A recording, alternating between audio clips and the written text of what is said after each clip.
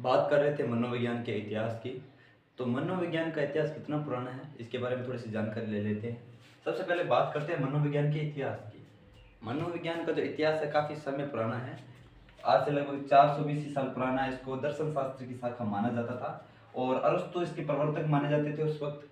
अरस्तु इसके सर्वप्रथम मतलब इसके बारे में बताने वाले थे। इन्होंने मनोविज्ञान को जो है दर्शन शास्त्र की शाखा मानी है और इसको नाम दिया है मना दर्शन। इनकी एक पुस्तक है जिसका नाम है डी एनिमा या डी एनिमा।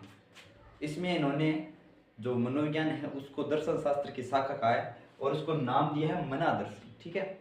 और इसके अगर इतिहास की बात करें तो वो कोई ज़्यादा पुराना नहीं है। लगभग 1590 के अंदर एक मनोवैज्ञानिक हुए हैं रुडोल्फ गोकेल, जिन्होंने अपनी एक पुस्तक थी साइकोलॉजी, उसके अंदर इस साइकोलॉजी शब्द का सर्वप्रथम उपयोग किया। अगर क्वेश्चन ये आ जाए कि सबसे पहले साइकोलॉजी शब्द का उपयोग किसने किया तो वो थे रुडोल्फ गोकेल। 1590 में उनकी एक किताब आती है साइकोलॉजी, जिसमें उन्होंने पहली बार साइकोलॉजी शब्द का उपयोग किया।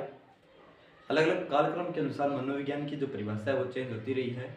शुरू में जो मनोविज्ञान को जो है आत्मा का विज्ञान कहा जाता था 16वीं शताब्दी के अंदर, ठीक है ना, जिसके समर्थक थे प्लूटो, अरस्तु और डेकार्ट। इन्होंने मनोविज्ञान को आत्मा का विज्ञान कहा, यानी कि मनोविज्ञान के अंतर्गत आत्मा का अध्ययन किया जाता है, ये उन्होंने बताया।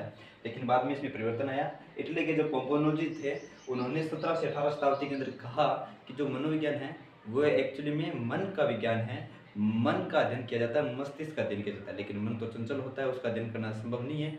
तो उसके बाद फिर इसकी परिभाषा चेंज होती है और 19वीं शताब्दी में इसको चेतना का विज्ञान कहा जाने लगा, ठीक है ना, जिसके समर्थक थे William Wood, V James Wise, James Sully. ये 4-5 मनोवैज्ञानिक है जिसके समर्थन में और भी थे, लेकिन मेन यही है, ठीक है ना। इसके बाद जो वर्तमान समय में इसकी अलग परिभाषा है। वर्तमान समय में मनोविज्ञान को व्यवहार का विज्ञान कहा जाता है, ठीक है। तो इसका भी अध्ययन करेंगे। इसके व्यवहारवादी कौन कौन से मनोवैज्ञानिक हुए उनका अध्ययन करेंगे। इनमें जो प्रमुख रूप से जो ये मनोवैज्ञानिक है प्लूटो और उसको इनका भी विस्तार से अध्ययन करेंगे। और जैसे विलियम वुड है, ये विलियम वुड प्रथम मनोवैज्ञानिक है जिन्होंने मनोवैज्ञानिक प्रयोगशाला का स्थापना किया था और उस प्रयोगशाला का नाम था कार्ल्स मार्कस, ठीक है। और इन्होंने इस मनोवैज्ञानिक प्रयोगशाला को लिपजिंग शहर में 1879 में स्थापित किया था। और ये जो मनोवैज्ञानिक है विलियम वुड, ये विलियम मैकडूगल के थोड़े विरोधी थे। उनकी जो फिलोसफी थी उनके थोड़े विपक्षी थे ये। और इनके द्वारा एक पुस्तक भी लिखी गई थी जिसका नाम है आउटलाइन साइकोलॉजी।